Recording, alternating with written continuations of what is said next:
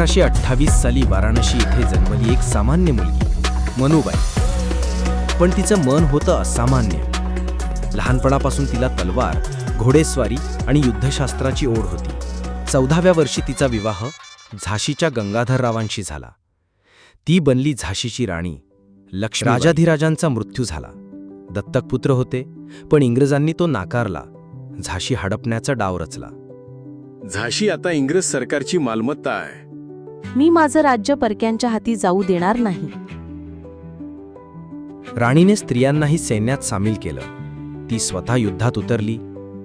मी मरेल, पण झाशी जिवंत ठेव. 1858 ग्वाल्हेरजवळ शेवटचं युद्ध. राणीने घोड्यावरून हल्ला केला. जखमी अवस्थेतही ती लढत राहिली.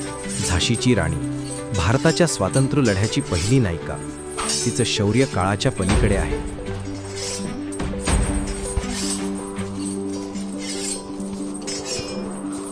झाशी देणार नाही.